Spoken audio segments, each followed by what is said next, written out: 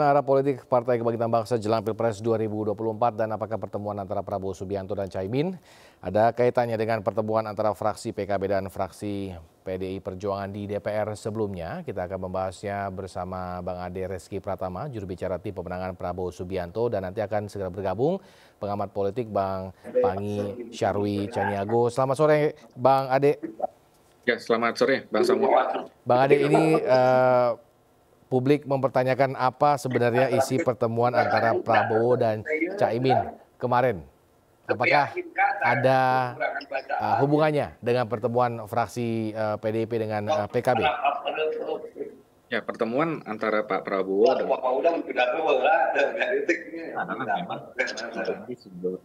semacam bahwa Gus Muhaimin baru saja menjadi ketua tim pengawasan haji dari DPR dan baru berpulang dari Tanah Suci dan sudah kembali ke tanah air, dan Pak Prabowo juga menyambut atas kepulangan Gus Muhaimin dari Tanah Suci. Di antara pertemuan tadi kemarin kita melihat bahwa selain itu adalah bagaimana dalam bentuk silaturahmi yang baik ya, dan juga pertemuan tersebut banyak membahas dinamika-dinamika politik. Nah, terkait dengan dinamika-dinamika terakhir maupun nanti langkah-langkah politik ke depan terkait dengan perkembangan situasi politik nasional, dan PKB beserta dengan Gerindra terus berkomitmen untuk memelihara suasana kesejukan di tengah perhelatan politik yang sedang berlangsung pada hari ini. Nah, patut kita garis bawahi bahwa beberapa waktu sebelumnya PKB dan Gerindra telah menandatangani ya kesepakatan politik yang berarti setiap langkah dan masalah yang sedang berjalan akan dibahas bersama antara PKB dan Gerindra. Kepentingan utama di koalisi Kebangkitan Indonesia Raya adalah bagaimana kepentingan bangsa bagi seluruh rakyat Indonesia. Oke, ini kesepakatan politik ini baru dihadirkan kemarin atau memang mungkin pembaharuan dari sebelumnya? Jadi sebelumnya sudah ada, ini diperbarui lagi atau bagaimana Bang Ade? Ya, kesepakatan ini kan memang sudah ada platform yang dibentuk sebelumnya. Ya. Jadi ini mencermati terkait dengan perkembangan-perkembangan politik yang terus berjalan detik demi detik. Nah, inilah karena komunikasi intens yang dilakukan oleh Pak Prabowo dan Gus Muhaimin dalam rangka menatap bagaimana strategi-strategi yang ke depan yang akan dilakukan oleh koalisi kita. Oke, tapi kalau boleh tahu Bang Ade, sebenarnya Pak Prabowo sendiri agak sedikit khawatir nggak sih dengan pergerakan dilakukan oleh Caimin sendiri? Kalau Gerindra dan Pak Prabowo sendiri yang tentu menghormati ya apapun dalam bentuk komunikasi politik yang sedang berlangsung, baik itu dengan Gerindra maupun dengan partai-partai lainnya, tentunya ini menjadi komunikasi yang positif. Dengan kekhawatiran, kami kira Gerindra tidak khawatir ya dengan apa yang dilakukan oleh PKB pada hari ini, karena setiap langkah maupun setiap komunikasi yang dilakukan baik itu Gerindra maupun PKB kepada partai-partai di luar koalisi kami pada hari ini tentu akan disampaikan ke internal kami. Baik, ini sudah terhubung bersama kami Bang Pangi Caniago, Bang. Ya, selamat sore Bang Samuel. Sore Bang Pangi. Iya, selamat sore. Bang Pangi, ini pertemuan Pak Prabowo dengan Caimin kemarin, bagaimana tanggapannya Bang? Apakah ini mungkin sedikit sentilan Pak Prabowo terhadap Caimin atau bagaimana melihatnya? Ya Bang Samuel, kalau kita lihat sentilannya memang sebenarnya tidak ada yang terlalu membuat daya kejut sebetulnya. Yeah. Tetapi memang koalisi harapan kita ini memang koalisi Gerindra PKB ini bisa terwujud gitu. Gerindra PKB ini bisa terwujud. Ini sebetulnya Bang Ade, ini mimpi saya juga sebetulnya. Tetapi memang PDIP juga punya mimpi. Mimpi PDIP itu adalah yang saya tangkap ya, ingin PKB itu bergabung ke PDIP, termasuk Golkar. Jadi PDIP itu hanya mengincar dua partai ini. Bagaimana PDIP untuk rayuan godaan Pulau Kelapanya PDIP ini bisa PKB dan Golkar tergoda. Nah, bagaimana supaya tergoda? Karena memang bagi PDIP, PKB itu adalah backbone, tulang punggung juga, kekuatan penuh juga gitu. Nah, ini yang buat termasuk Golkar. Jadi ini yang kemudian bagaimana kita memahami bahwa PDIP ingin sekali PKB bergabung, termasuk Golkar. Nah, tetapi ketidakpastian yang ada di Gerindra mungkin ya dalam konteks ini, tetapi saya memastikan bahwa kepastian itu mestinya memang sudah ada. Tapi saya nggak tahu apa yang menjadi pilihan untuk tidak mengumumkan nama, untuk tidak mendeklarasikan nama ini Pak Prabowo Caimin sejauh ini gitu. Oke, berarti bahwa kepastiannya bahwa terkait dengan nama Caimin sebagai cawapres dari koalisi ini, berarti seperti itu ya, koalisi KKIR? Ya, karena memang Bang Samuel, setahu saya ini kokoh gitu, teguh dan kokoh, tidak berubah prinsipalnya PKB bahwa Caimin itu sudah tidak mau lagi merobek tiket gitu. Kalau misalnya boleh 2 kali pemilu PKB absen, termasuk Golkar 2 kali pemilu absen dan merobek tiketnya, itu dibolehkan. Tetapi sepertinya mazhab pandangan hari ini, PKB tidak akan mau merobek tiketnya untuk kontestasi dalam konteks positioning sebagai cawapres, yaitu PKB adalah Caimin, Golkar adalah Erlangga. Nah, ini yang menyulitkan hari ini, dan sebetulnya yang kedua adalah kalau mereka memang tidak mau merobek tiketnya, bahwa mereka siap berkoalisi bahkan dengan Ganjar, bisa siap berkoalisi dengan Pak Prabowo sepanjang ada karpet merah untuk Caimin dan Erlangga. Gitu.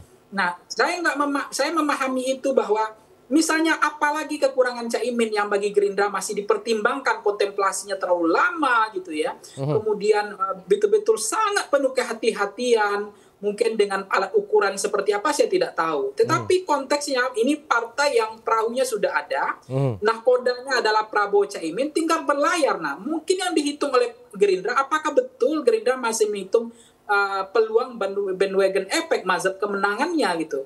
Apa pertimbangan Gerindra masih lama? Apakah ini adalah pertama bagian dari adu strategi untuk tidak mengumumkan nama cawapres atau capresnya hari ini terlalu dini atau terlalu subuh, atau ada pertimbangan lain gitu? Karena menurut saya Caimin ini sebenarnya nggak ada kekurangan hari ini ya, kalau empiric objektif saya. Beliau kan adalah misalnya ketua umum partai yang mengantarkan PKB bisa nomor urut hasil survei Voxpol juga PKB itu 4 besar. 4 besar itu bahkan di pemilu sebelumnya PKB termasuk partai papan tengah yang nomor 1 gitu. Nah, itu kan prestasinya Pak Caimin dan PKB, itu prestasi loh menurut saya. Yang kedua, beliau bukan politisi yang kemarin siang. Beliau politisi yang dari bawah, dari lama. Beliau pernah jadi ketua DPR, ketua MPR gitu ya. Kemudian pernah jadi menteri gitu. Nah, kemudian pertimbangan selainnya, beliau juga menjadi menentukan di NU-nya. NU kan kunci gembok NU itu Jawa Timur itu tergantung PKB dan NU-nya Caimin juga gitu. Jadi sebetulnya ini kekuatan bagi Gerindra, tetapi saya nggak tahu Gerindra mungkin punya strategi lain gitu. Oke, Bang Ade gimana Bang Ade terkait dengan hal itu, bahwa ternyata bukan ternyata tapi belum ditentukannya nama cawapres dari Gerindra sendiri, apa yang menyebabkan hal tersebut? Ya, kami kira memang apa yang disampaikan Bang Pangi tadi itu secara dari berbagai sisi sebenarnya relasi ya dengan apa yang terjadi sekarang. Menurut kami Gerindra dengan PKB pada hari ini tidak terlepas bagaimana diskusi dan berbagai komunikasi yang dilakukan oleh ketua-ketua umum, baik itu Pak Prabowo dengan Gus Imin. Nah, kami kira berbagai alat ukur tadi yang sempat disinggung oleh Bang Pangi, apakah itu terkait dengan kalkulasi maupun analisa baik itu secara kualitatif maupun kuantitatif, itu kami kira Pak Prabowo dan Gus Imin lah akan nanti menentukan pada akhirnya terkait dengan pengumuman capres dan cawapres ini. Dan kami kira nanti ini hanya bagaimana momen yang tepat nanti dalam menyampaikan ihwal terkait dengan capres dan cawapres ini. Oke, tapi terakhir Bang Ade dari saya, apakah sebenarnya Pak Prabowo masih tetap kekeh untuk berpasangan dengan Caimin atau bagaimana? Ya, Pak Prabowo sendiri sesuai dengan apa yang sudah disepakati bersama, masih terus bersama-sama, baik itu dengan PKB, Gerindra ya, maupun Pak Prabowo sendiri dengan Gus Imin, tidak akan melangkahi lebih awal, tentu secara bersama-sama dalam menentukan hal-hal strategis yang akan diambil oleh KKIR. Baik, Bang Pangi, terakhir Bang Pangi terkait dengan pertemuan ini, apa yang kira-kira akan menjadi yang akan direalisasikan ke depannya? Ya tentu PKB pilih Prabowo atau Ganjar ya. Ini memang harus dipahami oleh PKB mungkin sejauh mana prospek tidak hanya memikirkan pilpres, tapi bagaimana memikirkan elektabilitas PKB ke depan. Saya pikir mungkin kader-kader PKB memahami itu, bahwa ini bukan pertarungan hanya soal pilpres, tapi bagaimana nasib partai. Oleh karena itu, Bang Samuel, sangat dipastikan 3 hal. Bagaimana elektabilitas partai itu naik, yang kedua adalah kader PKB, kader partai itu bisa maju. Nah, peluang Caimin ini apakah Caimin menurut saya ke Ganjar masih kesulitan. Dengan Pak Prabowo juga masih ada deadlock, masih saya nggak tahu, bukan deadlock, mungkin ada kemajuan, tapi belum ada angin segar saya lihat. Nah, artinya kemana PKB ini akan pilih Pak Prabowo atau Ganjar. Nah, kalau misalnya peluang kemenangan di Ganjar itu besar dibanding Pak Prabowo, saya pikir PKB akan migrasi, maksudnya akan melakukan manuver ke Ganjar untuk mendukung Ganjar, meskipun Caimin tidak diusung sebagai cawapres, karena cawapres itu bagi Ganjar atau PDIP itu bukan hal yang mudah gitu terputuskan, karena yang melamar juga banyak, yang potensial juga banyak, termasuk dari bantalan logistik, dari orang-orang elektabilitas yang cukup mumpuni, termasuk blok nasionalis religius. Sebenarnya Caimin juga masuk ke nasionalis religius dapat, tetapi konteks ini agak berat persaingan di Ganjar. Sementara cawapres persaingan di Pak Prabowo nggak terlalu berat sebetulnya, karena pilihan Pak Prabowo nggak banyak. Nah, sementara Ganjar itu ada juga PAN mengusulkan nama Erick Thohir. Berarti itu kan kompetisinya Caimin sebagai PKB. Kemudian ada juga misalnya Ridwan Kamil, ada juga kemudian Khofifah dan seterusnya dan seterusnya. Itu ada TGP dan termasuk Imam Masjid Istiqlal dan Nazaruddin Umar dan seterusnya. Tetapi di Prabowo Bang Pangi tidak terlalu. Tahan dulu Bang Pangi, ini kita ada Bang Saiful Huda yang tersambung dengan Zoom. Halo. Bang Saiful, selamat sore Bang. Ini terkait dengan pertemuan Prabowo dan Caimin, apa yang dihasilkan sebenarnya? Ya, terima kasih Mas. Suaraku kedengeran nggak ya? Kedengeran Bang. Terima kasih Bang Pangi. Kang Ade apa kabar? Iya, Kang Uda. Ya. Oke, saya kebetulan ikut semua siklus pertemuan yang dihadiri oleh Pak Prabowo maupun oleh Gus Muhaimin. Saya kira sampai kemarin pertemuan di kediaman Gus Imin, kebetulan saya juga hadir. Komitmen Pak Prabowo sebenarnya tidak berubah. Sejak dari awal beliau sampaikan saya sudah didukung penuh oleh PKB sebagai calon presiden.